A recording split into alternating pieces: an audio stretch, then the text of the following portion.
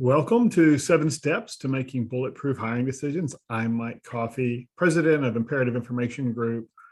I'm an HR guy who it'll be 23 years in January. My HR consulting practice to take care of one client's unique needs got into the background screening business, and the rest is history. We're 23 years into it now, and I'm fortunate that I've got an amazing staff, and I get to spend most of my time working with clients still around their employee selection, performance management issues.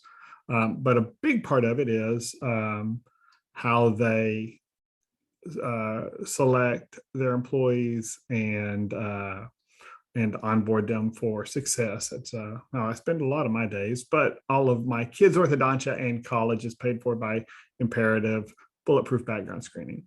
What we're going to talk today about really is,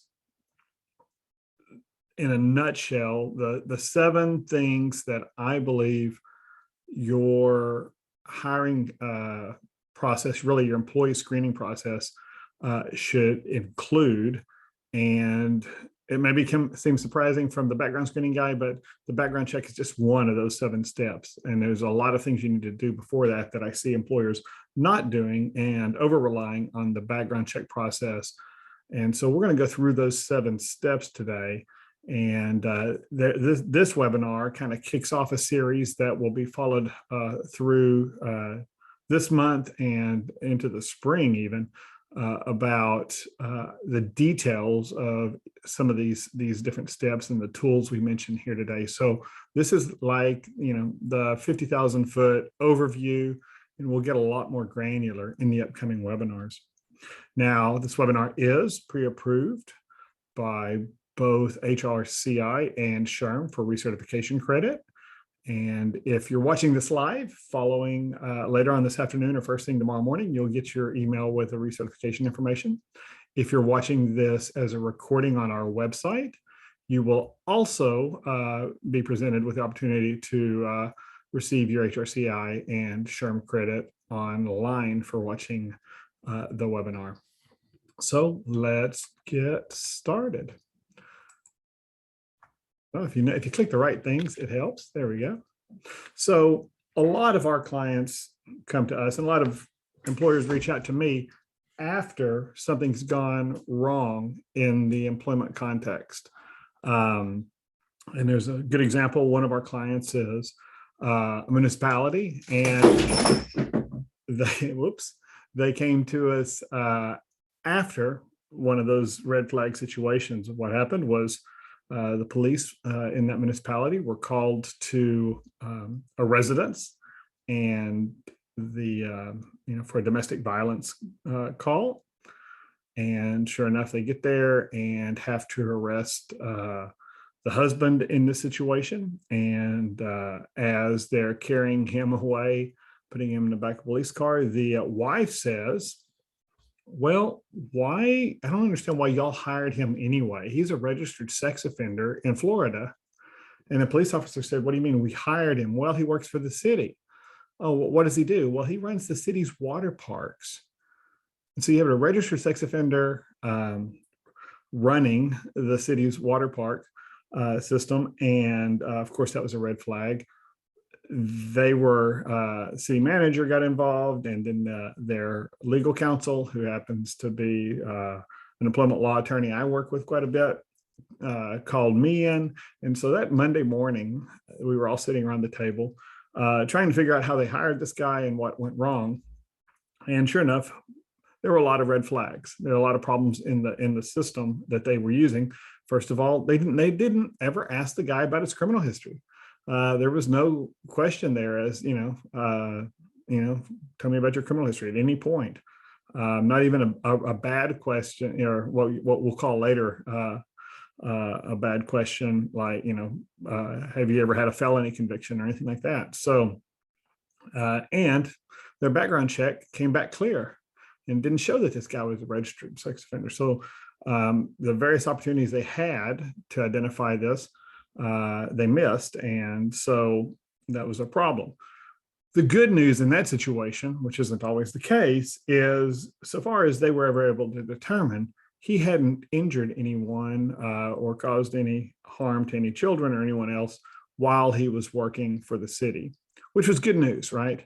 But I think you'd still, even if you did ultimately hire him, I think you'd want to know that this person's a registered sex offender before you put them in place where they're going to be running a water park that mostly caters, let's face it, to kids. So unfortunately, that's how most employers figure out, hey, we need to change our process. And I'm hoping you're watching this webinar today not because something bad has happened, but because you just want to make sure that you're doing your due diligence in how you think about who you select and put into your organization. We have a whole section on our website called Bad Hire Days, and you can just get there by going to badhiredays.com. And basically what we do there is take news media stories about people who worked, for employers, but the employers didn't know everything they probably needed to know about the person before they hired them. And then they took advantage of the employer, or in other situations, actually injured someone.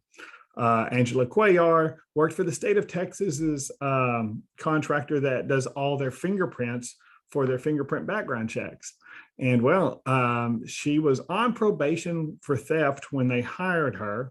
And I've got to believe they didn't know this, because part of the process when you're collecting those fingerprints is you get all somebody's personally identifiable information, their PII, their social security number, their date of birth, and all that. And sure enough, this woman who they hired, and while she was on probation for theft, what do you think she did after they hired her? Well, she started stealing identities along with her boyfriend, and they stole thousands of the identities of people who were going to this contractor to get a state fingerprint background check run. Matthew Porter was a associate pastor at a small church and the chaplain at a nursing home. And one day they find cameras, hidden cameras in the bathrooms at the nursing home. And they call the police, and the police figure out, hey, this is related to this guy. And they start digging into it, and they realize, he was a former youth minister out of Florida. Why is it always Florida? But he was a former youth minister out of Florida who had already been convicted of videotaping teenagers when they came into his home and were in his bathroom at home. This is not the guy you want to put in a nursing home or with any vulnerable populations. And clearly they didn't do their due diligence before they hired him. And unfortunately, in this case, privacy and just general creepiness and the reputation of the nursing home were impacted. And then there's Garth Day. He's another one of the guys on badhiredays.com. And in his case, it wasn't a matter of having a criminal history. He was just a liar. And basically, he was the council administrator for Morgan County, Utah. And part of his qualifications in his resume and his claims that he made to the prospective employer when the county hired him was he had all these degrees and how well educated he was. Well, once they caught him embezzling almost $1 million from the county, they start, as often happens, they start digging into his background more and realize, hey, we never verified these degrees. And sure enough, he didn't have those degrees. And in fact, here at Imperative, we see more people lying about their or about their education and employment history than we see lying about their criminal history. So you'll hear later, verify everything that you have an opportunity to verify in the process, because the gospel according to Coffey, commandment number 1 is, if they lied to you coming in the door, it's not reasonable to expect their behavior to change later. And we all know how expensive it is to hire, orient, train, and then ultimately have to fire an employee and replace them and go through that whole process again. It's a pretty expensive process. And right now, I know I talk to employers every day who say, yeah, we can't do background checks because we've got to get bodies and seats, and we know it'll make it harder for us to hire people if we do background checks, or if we have certain standards for who we select or whatever. But I would argue that there are certain risks with every job, and just because you need somebody to do the job doesn't mean you should ignore that risk.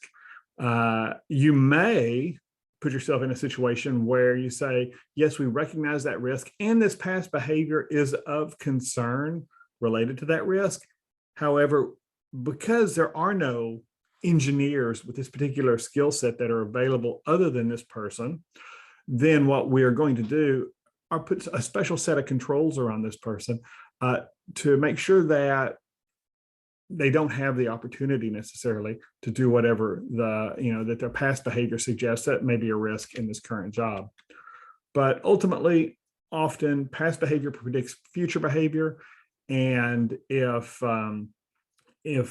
you don't correctly evaluate the risks, and sometimes that risk, and we'll talk about this, is not a matter of them committing a new crime in your workplace, but maybe it's just their criminal history and their behavior suggests that this isn't a person who's compliant, who will follow rules and procedures, or who practices any kind of safety awareness. And these may not be, you're not just protecting yourself or your company or your customers or your employees from someone committing an act of violence or some criminal act against them. Sometimes it's just their criminal history just shows they don't take care of business, and they're going to take a higher level of management and attention than maybe you want to give. You're not, and most of us as employers are not looking for people to bring into our organizations that we're going to spend more time managing.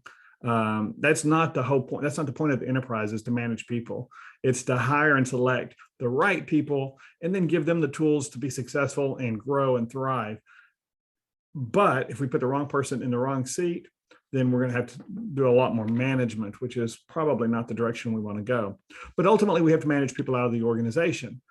Sometimes, though, they don't leave the organization, and that's the worst ones. The guys who never leave, they're not quite bad enough to fire, but they just slowly suck the productivity out of the organization. And the truth is, eagles don't fly with turkeys. And so, again, this isn't strictly about just people who've necessarily committed past crimes. I mean, it's going to be people who were unsuccessful in previous jobs for reasons of their own behavior or competencies or things like that, or people who are just flat misrepresent their history and things like that. So having the right person in the right seat means that you've got to do your due diligence on the front end as an employer. And as you're looking at candidates for roles, you've got to ask hard questions. You've got to evaluate the risk associated with the job, and then you got to verify what they've told you. Otherwise, you end up, and we've all been in those environments where, especially the larger the organization, the more structured the performance management process is. And they feel like, oh, well, we have to give everybody 3 chances, and we have to write them up, and we have to go through. First of all, that's rarely the case. And I'm a hire hard, fire easy kind of guy when it comes to especially bad behavior. But once you know somebody's not going to get the job, a lot of companies just continue to put opportunities out there for them to succeed, and to a certain extent that's admirable. But often what that does is it wears down the rest of the work group, and other people have to shoulder the burden of an underperforming employee, whether it's from their own competencies or their own behaviors and just decisions they make. So we want to keep the office vampires out of the organization. So we want to have a really good process on the front end so that they don't get there. So they're never, we don't get those folks who are not quite bad enough to fire, or that we just feel like we need to give multiple chances and waste a lot of management and employee time. When was the last time you fired someone too quickly? Think about that. And when was the last time you fired somebody and said, I wish I'd done that 3 months ago, 6 months ago, or your employees told you, I wish you'd done that 3 months or 6 months ago. Think about those kinds of things. So, but if we select them well on the front end, we're going to deal with that a lot less. Now, we do need, as we're talking about criminal history as part of this, to realize that there are places around the country that have fair chance hiring ordinances. It used to be called ban the box. Now they call it fair chance hiring. And the idea is the government doesn't trust employers to be fair in their evaluation of criminal history. So in some places like Austin, Texas, they've banned employers from asking the criminal history question until after you made an offer. And I've got clients in places like that, Austin, California, and other jurisdictions around the country where an employer cannot ask about criminal history. So until after they've made an offer, or in some cases after they've verified that the person is minimally qualified for the job, or after an interview. It just depends on the ordinance from jurisdiction to jurisdiction. But you just need to recognize that increasingly more and more jurisdictions are doing that. Wherever you're able to do it, and I'll talk about this in a bit, but I still recommend that employers ask about criminal history at the same time that somebody submits the rest of their employment application. And the reason for this is not because I want you to discriminate unfairly against people with criminal history, but it's because the only reason, we care about previous employment because it shows past performance. It shows what kind of work they've done. Hopefully it shows that they've progressed in their career over time. We care about what schools they went to and what degrees they got and what certifications they hold. We care about their experience, and especially in that experience relates to their competency for this role. Well, I promise you, every job in your organization, one of the expectations, whether you put it in a job description or not, is that they have to be able to follow policies and procedures, act in a compliant manner, act in a safe manner, and all of those things. So if you're going to look at the full applicant against all of the other applicants, let's say you've got 5 qualified, minimally qualified applicants for a position. If one of them has several high risk criminal history items in their recent past, then you're probably going to look at these other applicants before you look at that one. And you're going to sort them that way. Just like if somebody had been terminated from their last 2 employers and they were honest enough on the application process to tell you about that and say, they were terminated involuntarily, then maybe you're going to look at some of the other applicants more seriously initially than you consider that person with this termination. So I'm still a big advocate for being really fair. And I've got a whole webinar about how to fairly evaluate individuals' criminal history. That we'll talk a little bit more about that here in a bit, but that's really important. But at the same time, I think employers shouldn't have to invest all this time on interviews and scheduling manager interviews and doing all the things that have to happen to hire somebody when you get to the very final, worst case scenario, you made an offer and then you ask them about their criminal history and they say, oh yeah, well, I've got this offense. And you're like, well, you've got 2 DWIs and we're hiring you to be a driver in our organization. And now you got to go back to the drawing board and start over, because that's probably a risk in your organization, depending on how recent those DWIs were, that you may not be willing to accept. But you do need to understand that there are these ordinances out there, these laws on the state level and local city ordinances even, that you need to pay attention to and make sure you're in compliance with, because you do not want to be in front of Austin or New York or San Francisco's human rights commissions or even in a civil court case brought by an applicant. So when I'm talking about a bulletproof hiring decision, I'm talking about a hiring decision that's well-informed. So you've got all the information that you can legally have and it's reasonable for you to have, and you're using it in a legal way to make a hiring decision. And so I think those are really important. It's really easy to be legally compliant if you don't collect any information, right? But what I want you to do is have as much information through your process as possible and use it legally so that you make a really good a well-informed hiring decision. So the first step is evaluating the risk associated with the role you're trying to fill. This seems like a no-brainer, but your person who's working on the docks in your warehouse has a different risk profile than your IT guy, who has a different risk profile than your evening janitorial staff. And janitorial staff, they've got the keys to the kingdom. They're walking through the organization often after hours. Nobody knows who they are or what they're doing in the organization or in the building at different times. And I can just say from the investigations that we conduct for our clients from time to time, when things go wrong or go missing, often those janitorial staffs are even outsourced contractors. And nobody in the company even knew that John Smith, with this long criminal history, was in their building after hours unsupervised. He was supposed to be cleaning, but he was also cleaning out desks and things like that. So, every position in your organization has its own risk profile, and you really, right up front, this is before we've ever met our applicant, we should, for that position, evaluate the risk profile.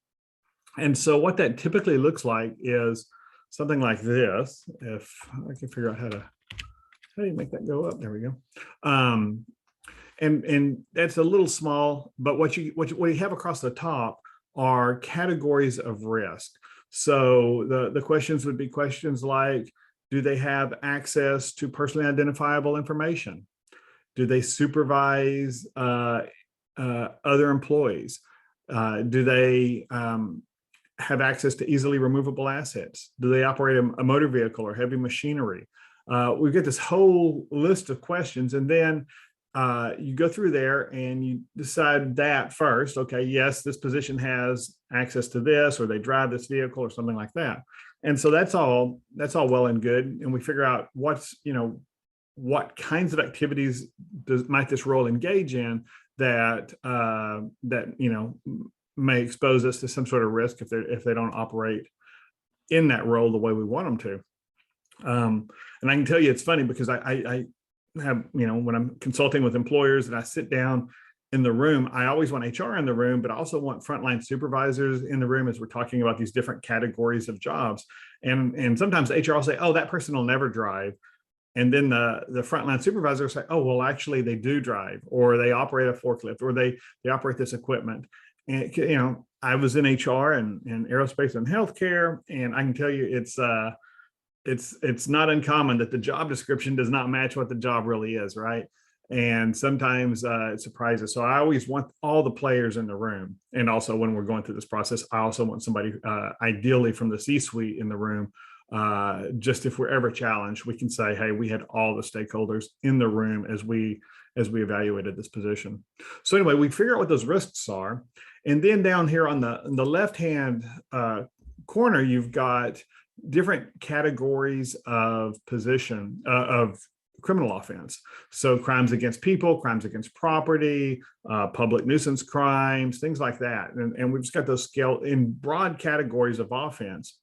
And so what we're saying is if this position has this kind of access, or this is the environment they work in, a very low supervision, or access to easily removable assets, or vulnerable populations, or whatever, or they're in customers' homes or workplaces, whatever those are. What are these general categories of criminal offense? How do they tie back to those risks? So for instance, your IT manager or your IT director, let's say that because of his access to your IT networks and everything else, he has access to personally identifiable information, and that's one of the items that's on the factors for the jobs up there, is that they have access to PII. So yes, check my IT coordinator or my IT manager or my IT director or whoever has access to personally identifiable information, just because they can get into our HRS system. That alone is probably enough. And so then we go down those offenses. Does having access to PII connect back to give us any? Would a crime against persons, a sexual assault or physical assault of some sort, would that tie back to access to PII? I'd probably argue no. Just because somebody has an offense, a simple assault or something like that, the fact that this person has access to PII, those things don't meet in the middle. There's no little X or checkbox there for those. But you may have, if they've got a financial crime of some sort in their past, or even recent thefts or things like that, that would be red flags. Then access to PII, which is what you need for identity theft, and having some sort of dishonest acts related to theft or something like that, those would have an intersection. And so now we can say, okay, we're kind of concerned about, access to PII and any kind of theft. That may be depending on the role and the controls around the role, that may be a low risk. It may still be considered low risk, but at least we're saying there's an intersection there, or maybe medium, or it may be high. And every organization is different. So I get clients who say, hey, can you share, I'm a credit union, I know you've got other credit union clients, can you share just one of your other credit union clients' policies with me, or what their risk factors are? And I won't ever do it.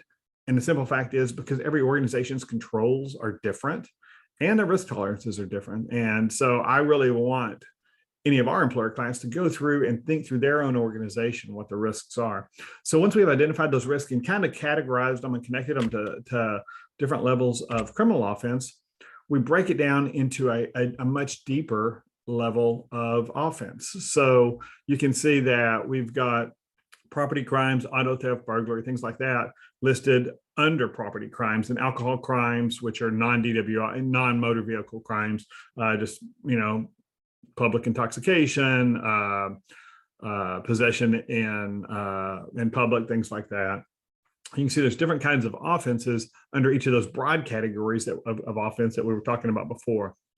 And so now we're going to go through and say, okay, in this role is access to, let's say, let's just say in this role generally, because of the access and the role responsibilities we highlighted previously, what does that tell us about how their past behavior may predict risk into if they're in this role? So you can see that, let's say the example I like to use is a car dealership. So let's say you're a car dealership and you're hiring a car salesman.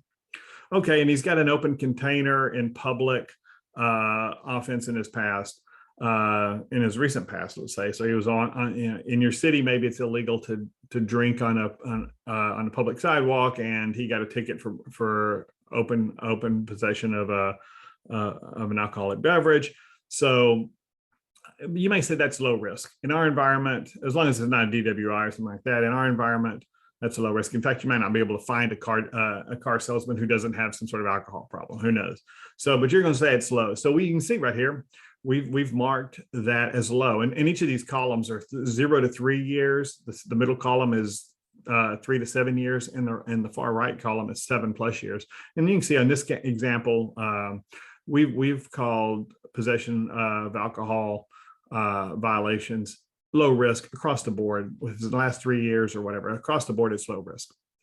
But let's say he's got some sort of drug offense, especially let's say a drug distribution or manufacturing or a possession charge of some sort. Well, that's a little different. This is somebody, okay, this car salesman, he's going to be in a car alone with customers. And that's a little concerning. He's going to operate at times with very low supervision. And so now we're going to, especially if it was in the last 3 or the last 7 years, we're going to call that medium risk. Doesn't mean we're not going to hire him. What it means is that it's medium risk, right? I can make the decision that, we're going to go ahead and go with this person, but we're going to pay attention to these issues, maybe put some additional controls in there. But if you roll up to the very top up there, auto theft.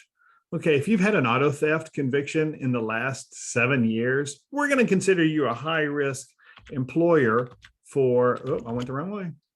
We're going to consider you a high-risk employer for an employee or candidate for a car salesperson with that auto theft conviction. And so that makes sense, right? We're going to consider that high risk. It still doesn't mean we're not going to hire them. Nothing in this high, medium, low risk categorization means we're not going to hire somebody at all with these offenses, even in those time periods, even if it's high risk. What it means is we're going to evaluate this candidate against the rest of the candidate pool. And maybe we've got somebody who's otherwise fully qualified, or equally qualified, but doesn't have bring this level of risk. And in our organization, we're going to go everything else being equal, and things are never equal, but balancing everything out together, we're going to go with the lower risk candidate. And that just seems to make sense to most employers. Now, the next competent hiring step is asking the questions, having good conversations with your applicants. A good employment application process is critical. I hate resumes. All resumes are polite lies. Okay, let's just if resumes were just strictly honest documents, you wouldn't have a whole industry of people out there helping people write their resumes. And whenever I hear a hiring manager say, "Well, I was really impressed with how clean and cut and how beautiful this person's resume was," I'm like, "Well, do you think that person really did it? Unless they're a graphic artist, they probably didn't do that. If it's that exceptional, they paid somebody else to do it." And so I just think resumes, it gives the opportunity for the applicant to tell you what they want to tell you and ignore stuff that you would probably want to know. So I'm a big believer that every applicant should go through your application process, and not just as a formality at the end of the process, at the end of after doing interviews and everything else. I think everybody should go through. That way, we're removing some bias from our decision making, because everybody's going through the same process and you're asking the same questions in the same way to every applicant. And so, and I'm not even talking about criminal history. I'm talking about where they've worked and reasons for termination. I think back when we had paper applications, and some employers still do, we were trying to get them all on 1 or 2 pieces of paper because our applicants are so ADD, they can't take the time to fill it out. Well, in reality, if you really you need information in order to sort applicant A from applicant B from applicant C. And if you're just looking at position titles and things like that, you're missing a lot of information. I'm a big believer in an application process that is tailored for the specific position. And so if you're a salesperson, for instance, salespeople like to talk about themselves, but they're real ADD, they're real impatient, and they're not going to go through a really tedious application process. We get that. But for most of your office positions where you need people to really put tab A and slot A all day long and be real methodical and follow procedures, then have a process where that's designed to help, predict how successful they may or may not be in the position. Design your entire interview process around what a success, to help you identify how successful this person will be in that role. If you remember the movie Men in Black, that's how Will Smith got the job at MIB, right? They had all these really clean cut Army, Navy, Air Force guys, and they were by the book. But what Men in Black were looking for was somebody who's an unconventional thinker and could work in ambiguity and all of that. And it was a comical thing, but what they really did was they were looking for somebody with unique insights into how the world worked. And it's just a movie. But the reality is, in my organization, people who are doing background checks, I would shoot myself if I had to sit and do background checks all day, because it's really tedious work and it's real detail oriented. And I'm a highly social person. I want to visit and talk to people. And my background check analysts, they don't talk to people during the day. They talk to court clerks and they sometimes talk to clients or applicants. But most of what they're doing is collecting these little pieces of data and organizing them in a way that's helpful to our clients. Too detail oriented for me. I'd be horrible for that job. But our application process for our applicants for our positions is real detail oriented and ask a lot of questions. And often I'm not as interested in the answers as I'm interested in that they can fight through and do all this real detail. If somebody drops out halfway through the application process for one of my analyst positions, I'm thrilled, because that means they've self-selected out of the process. They were going to not do well in our environment if their process, if their ability to just fight through and spend 15 or 20 minutes filling out an employment application was too much. They're not going to succeed as an analyst in our organizations, because that's exactly the kind of work that they're going to be doing all day long. And I've seen examples of employers who've really thought about what behaviors you need to be successful in this job, and then design their interview process, their application process around those behaviors. And I think I'm such a big believer in behavioral assessments and how important it is to have the right behaviors. People can modify their behaviors some, but where they're most natural, where they get to perform in a way that's most natural to them, is where they're going to be the most happy and most successful and thrive the most in the workplace. Okay, the next step is when you can legally do it in your environment, depending on what jurisdiction you're in. But in most places in the country, you can still ask on the application. You've got to ask about the criminal history. And this is the criminal history question I see the most. Have you ever been convicted of a felony in the last 7 years? It's an awful question. Let's talk about why. First of all, it only talks about convictions. Have you been convicted? Now, there are states where you can only look at convictions, California being one of them. But in Texas, pew, pew, and most other states, you can consider deferred adjudications. You can consider dismissed cases. And why would you care about a dismissed case? Well, because things are dismissed for a variety of reasons. Your concern as an employer is the underlying conduct. What is it reasonable to believe this person did? And how does that behavior connect to the job? So maybe you ask about dismissed cases and they tell you something, they give you information about past behavior or a past case. And you say, well, so tell me what really happened there. And they say, well, they couldn't prove it because of this and this, but sometimes they will tell you things about the dismissed case, about the activity they were engaged in, even though it didn't maybe wasn't fully prosecutable, didn't meet the letter of the law as far as what the criminal definition was, but they give you enough about their own behavior and their own decision-making at that time, and especially if it was pretty recent, that you care about it. And you always want to know why the case was dismissed. There are a lot of reasons cases get dismissed that have nothing to do with the person's innocence. And so I think you should ask about any criminal case filed, regardless of the outcome of the case. And our sample criminal history question covers that. Plus, we also have an upcoming webinar just about the criminal history question and how to talk to your applicants about criminal history. So, if you're only asking about convictions in the last 7 years, then you're going to miss a lot of information that you probably care about. Deferred adjudication, that just means that they pled guilty to the offense and agreed to serve probation, but they pled guilty to the offense. Okay, so that's all you care about. It's not a conviction, but they've admitted that they engaged in that conduct, and that conduct is what is relevant to the position. And once they complete deferred adjudication in many jurisdictions, it's a dismissed case. It becomes dismissed. And again, that's another reason you'd care about a dismissed case, because they've admitted they engaged in that conduct. And then when you only ask about felonies, well, you're missing misdemeanors. The majority of criminal cases out there are misdemeanors. And there are times where you may be more concerned about a misdemeanor than you would a felony. In Texas here, where I'm at, your third DWI is a felony. If somebody got their third DWI 6 years ago in the position that you're considering for, all they'll ever do is drive a desk. They're going to sit behind a desk all day long. That third DWI 5-6 years ago probably isn't relevant. But that simple assault from 6 weeks ago or a year ago may be relevant. Or that theft, that misdemeanor theft from a year ago may be more relevant than that felony DWI. But when you ask somebody, have you ever been convicted of a felony, then you are going to miss all those misdemeanors. And they're going to happily tell you, no, I've never been convicted of a felony. But there's recent behavior that is of concern to you. And the other thing about felonies and misdemeanors is that,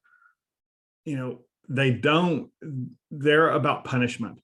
They're about how the legislatures categorize levels of punishment. So felonies, you can go to jail.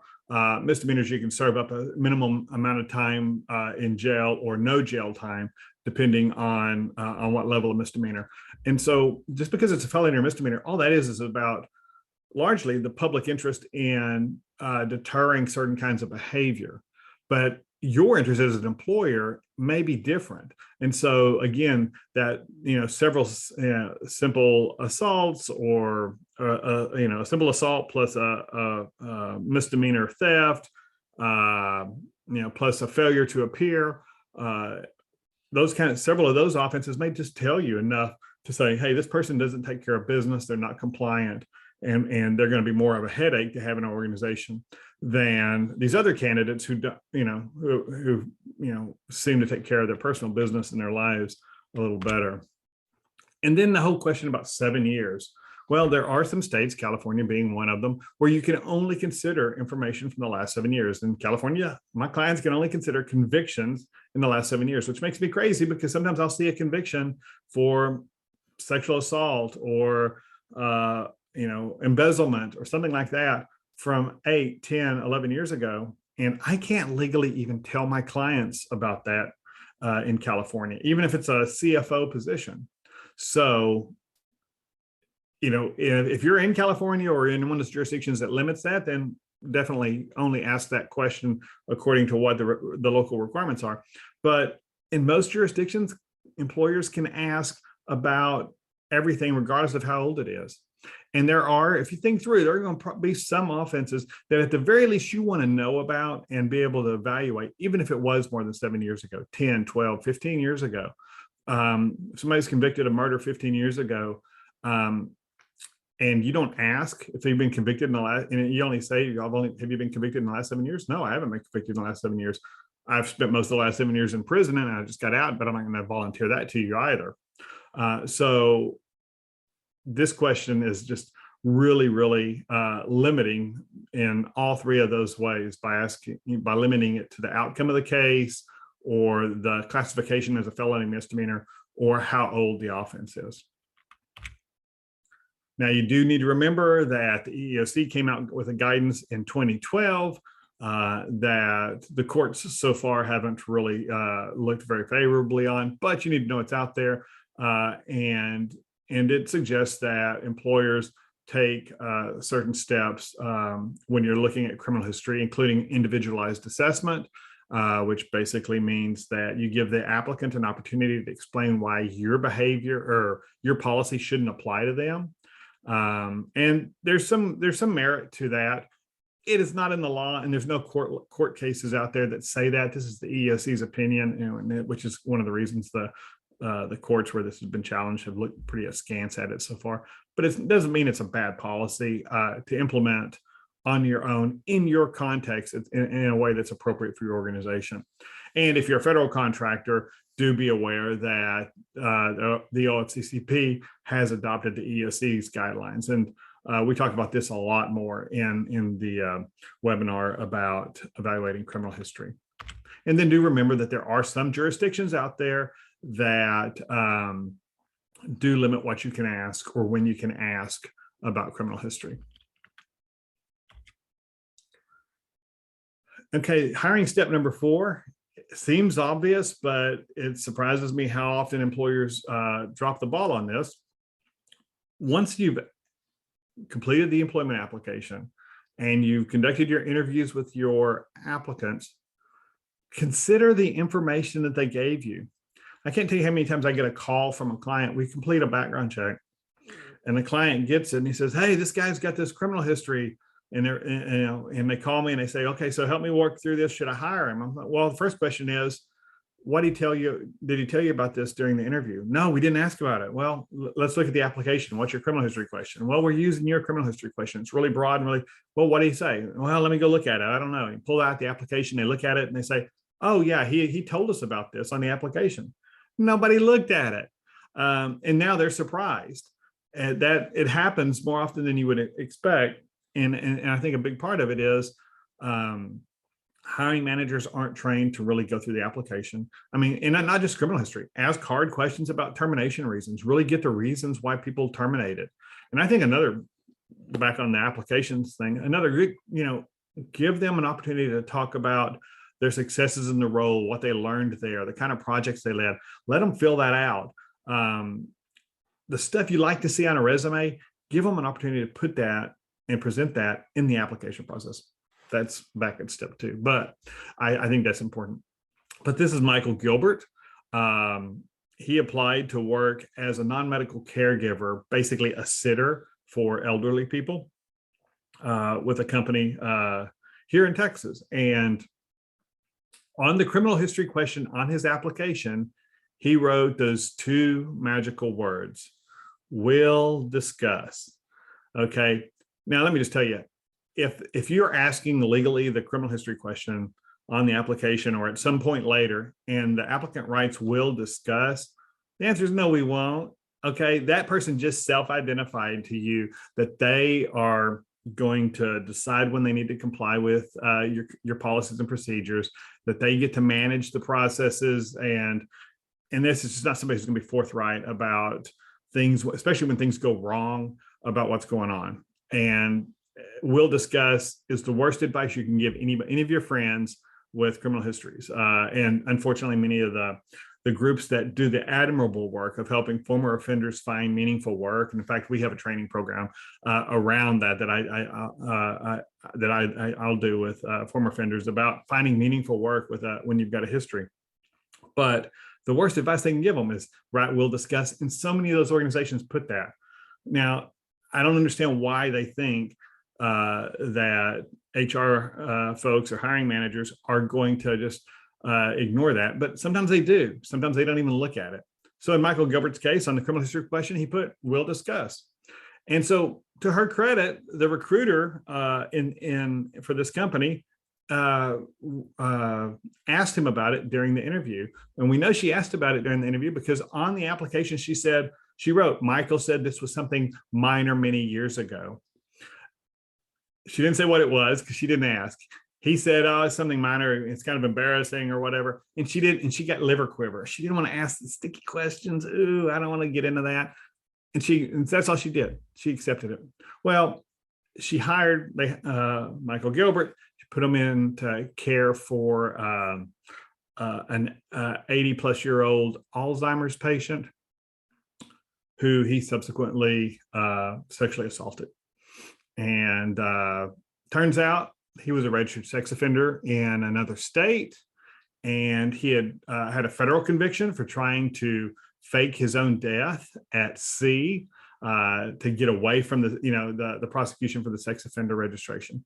And the really sad thing is because the patient had Alzheimer's, they couldn't ever, they just couldn't prosecute him. They couldn't demonstrate, they didn't have enough evidence. They were certain it was him, and everybody got sued and everybody settled.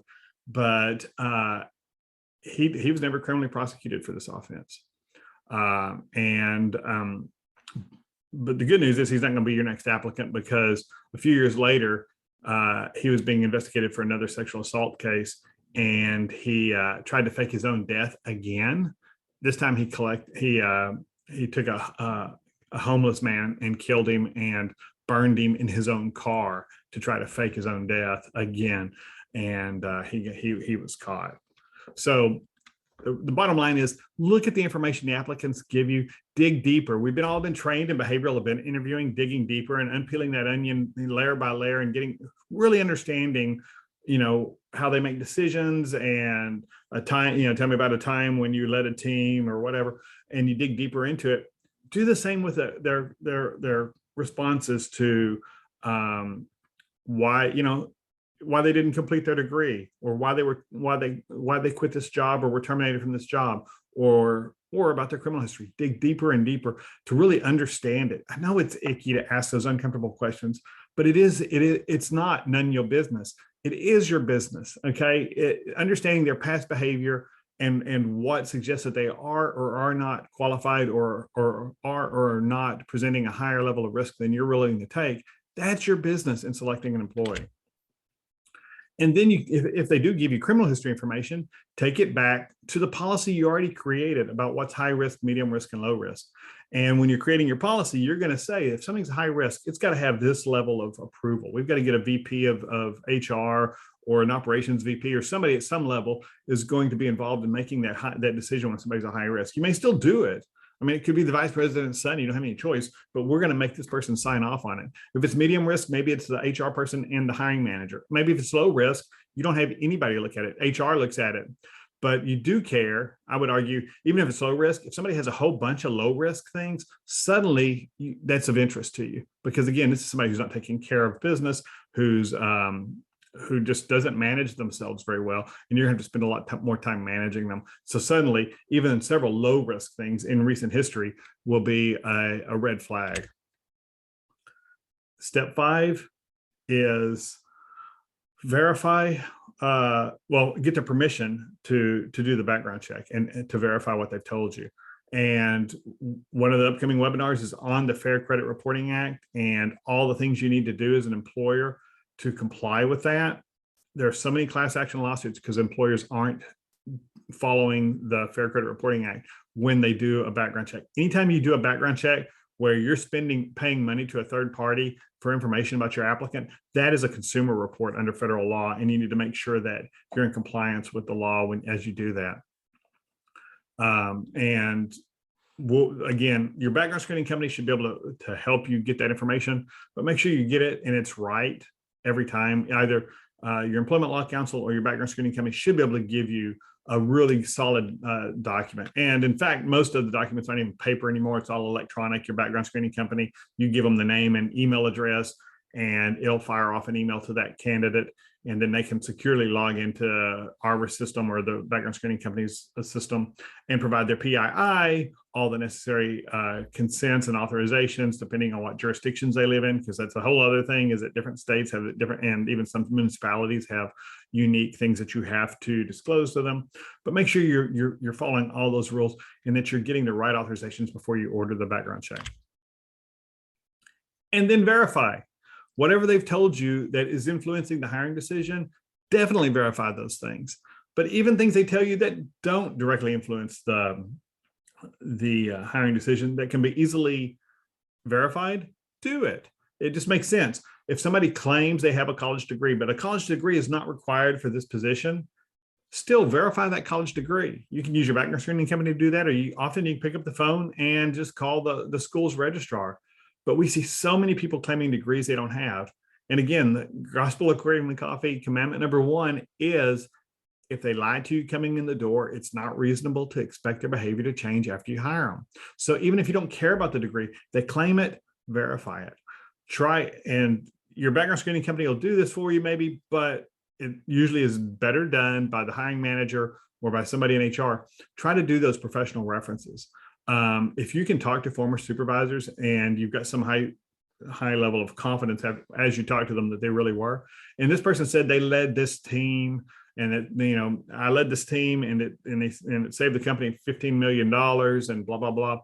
Verify that. We had that case where we were doing the verification and talked to a former supervisor of the employee, and we told him, hey, he told the employer that he led this team, and even gave the name of what the project was called, and that it saved so much money for the company.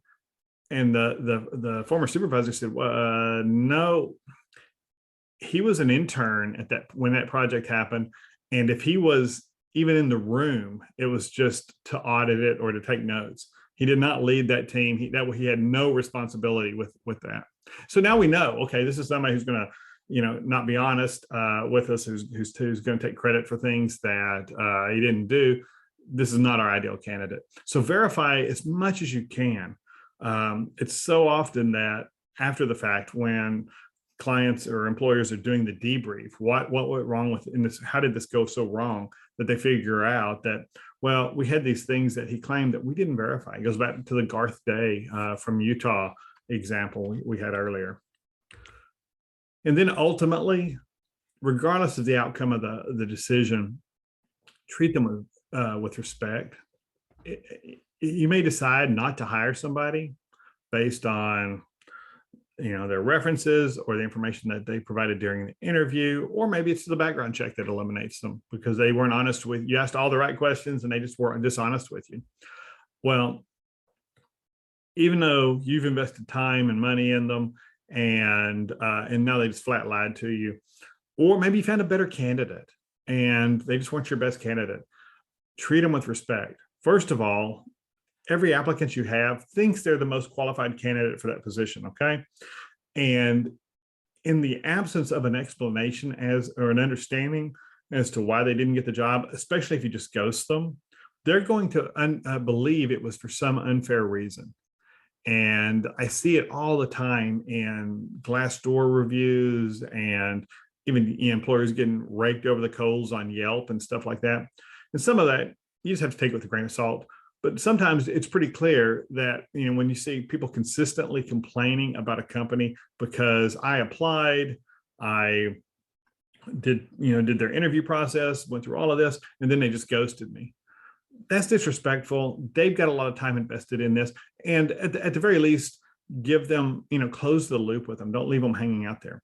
But let's say it was a criminal history. You've got responsibilities under the Fair Credit Reporting Act that we'll cover when we talk about the FCRA in a future webinar. But you've got a responsibility to give them a copy of their report and rights under the law. And you can do that. But if they call you, talk to them.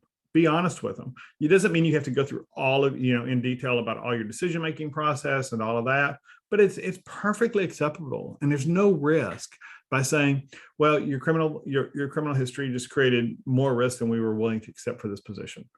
Or, by our own, we followed our own policies and procedures, and by our criteria, we were unable to hire you because of whatever. There's nothing wrong with that. And your employment law attorneys often will one-on-one will tell you, yeah, this is a way you can have those conversations. But in the absence of an explanation, many of your applicants are going to consider something was unfair about the process. And that's when people go talk to plaintiffs' lawyers, first of all. But beyond that, that's when they talk to their friends.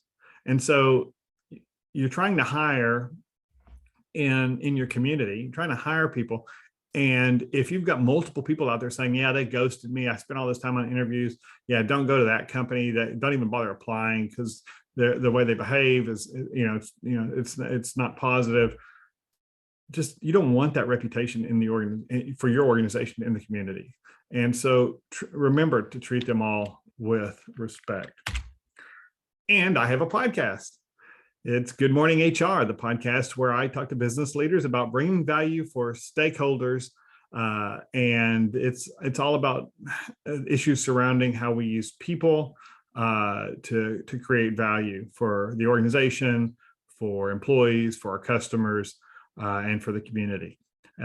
Drops a new episode every Thursday. And the one I dropped this morning they're normally 30 minutes. They're all approved for HRCI and SHRM credit. And the one I dropped this morning was episode 21. If you're looking at this in the future, episode 21 with Dion Harrison is good for business credit, HRCI business credit. And it's probably it's episode 21. So we've only been doing this for a while, but it's one of the best I've done so far, I think, not because of me, but because it was a really interesting topic around using diversity to design products and market products. And it was a really, really great conversation. And so Good Morning HR every Thursday morning. It's on Apple Podcasts, Spotify, YouTube, you name it, and goodmorninghr.com. Are there any questions from the group? Because we're right up on the hour.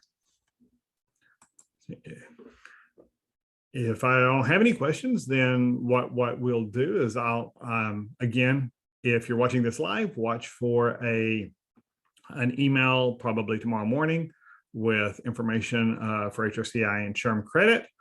And if you're watching it live, follow whatever the instructions are on the screen below the video, and it'll walk you through getting credit as well. So, absent any questions, I will say thank you for joining us today. Be well, do good, and keep your chin up.